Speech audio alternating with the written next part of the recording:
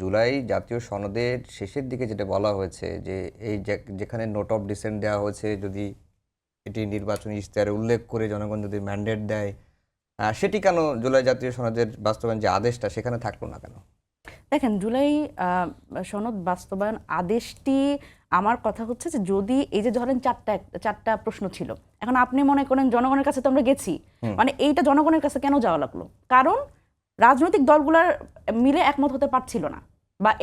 এটা আসলে মানে কোন ফোরামে কথা বললে এটা জাস্টিফাইড হবে, বা কিভাবে এটার আইনি ভিত্তি দেওয়া হবে, বা এটা পরবর্তীতে চ্যালেঞ্জ করা হবে কিনা, এই ধরনের প্রশ্নগুলোই তো ঐকমত্য কমিশনে আমাদের উঠছিল। সুতরাং সেই একটা দ্য ভেরি মোমেন্ট সবাই মিলে আমরা ডিসাইড করলাম, এবং এটা প্রস্তাবটা কিন্তু, এই ক্রেডিটটা কিন্তু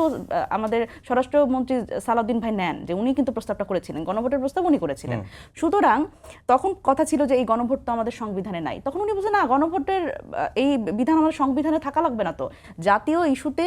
গণভোট করা যাবে না এটা তো কোথাও বলা নাই, সুতরাং আমরা এটা করতে পারি। এবং পরবর্তীতে উনি বারবার করে বলেছেন যে গণভোটের যে রায় জনগণ দেবে, সেটা হ্যাঁ হোক বা না হোক, যদি হ্যাঁ হয় তাহলে এই জুলাই সনদ বাস্তবায়ন,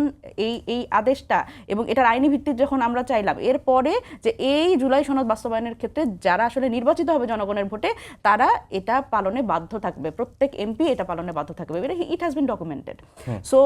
এই কথা উনি বলার পরে আজকে উনি বলছেন যে এটা সংবিধানে নাই, জুলাই সনদ বাস্তবায়ন আদেশের বৈধতা কি, গণভোটের অধ্যাদেশের বৈধতা কি, এবং এটা বাতিল করছে। এই যে 11টি অধ্যাদেশ বাতিল হচ্ছে, সেটার মধ্যে এটা একটা। সুতরাং এই যে গোজামিলের যে রাজনীতি করছে, ভাই তো ওই বউ আর মায়ের কথা বললেন, আমি এখন বলি যে যখন এই ঘটনাটা এমন হলো যে যেই জুলাই সনদ বাস্তবায়ন নিয়ে কথা হলো, এই রাজনৈতিক দলগুলো তারা হচ্ছে একমত হলেন, এবং তার প্রেক্ষিতে একটা নির্বাচন হলো। সুতরাং এখন এসে যদি এটা অবস্থাটা এমন যে মানে ছেলে বাপকে প্রশ্ন করতেছে যে তুমি কে, মানে যে ছেলে, মানে ধরেন যে সরকারটা গঠন হয়েছে, এটা যদি আমরা ছেলে ধরি এবং জুলাই সনদ বাস্তবায়ন আদেশটা যদি বাপ ধরি, তাহলে ছেলে প্রশ্ন করতেছে এখন সরকার গঠন করে, কারণ তার 2/3 মেজরিটি আছে, এখন সে প্রশ্ন করতেছে যে বাপকে প্রশ্ন করতেছে তুমি কে, তোমাকে তো চিনি না, তুমি অবৈধ।